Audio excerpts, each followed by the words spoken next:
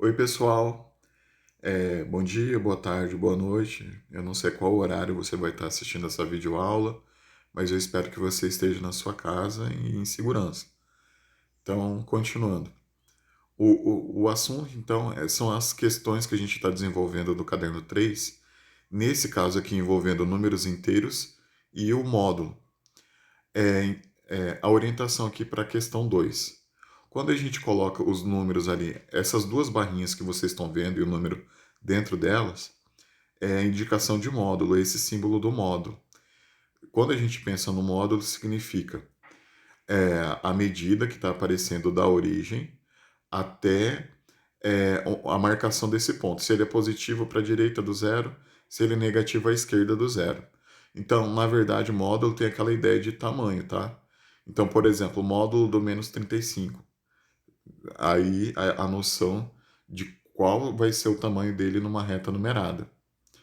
A orientação para a questão 3. Ó, a questão 3, cada item vai ter que ter uma resposta. A ideia é que você vai fazer um desenho utilizando uma reta numerada. Ou você poderia colocar, né, a resposta na reta numerada que está aparecendo aqui embaixo. Do item A ao item E, vocês podem colocar a resposta envolvendo a origem, representar o ponto zero, a origem nessa reta numerada, que está aparecendo na questão 3. Vocês estão vendo que tem uma marcação de lápis aí. Já tem uma noção da resposta. Mas a ideia é numa reta numerada. Você vai representar esses valores numa reta numerada. Que mais? Dessas questões, ainda uma orientação aqui para a questão 4. Essa reta numerada, todos os itens que vocês vão colocar a resposta ali, ou sim ou não, é analisando o ponto A. Então, primeira dica, para analisar o ponto A, você tem que saber qual valor ele está representando nessa reta numerada. A gente está olhando ali no centro dessa reta numerada, o zero representando a origem, à esquerda dele, então, valores negativos, à direita, valores positivos. Na posição que eu estou vendo ali, o marcado ponto A, eu vou contar os números à esquerda do zero. Então, eu vou contar os números inteiros negativos, menos um, menos 2, menos 3, até chegar no A. A gente vai ter uma noção de qual é o valor dele. Depois disso, aqui no primeiro item, olhando para o valor do A que a gente descobriu, fazendo as marcações, o que acontece?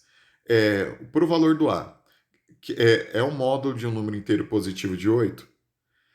Segunda pergunta, que é o oposto do número positivo 8, ou sim ou não, que é o simétrico do número positivo 8.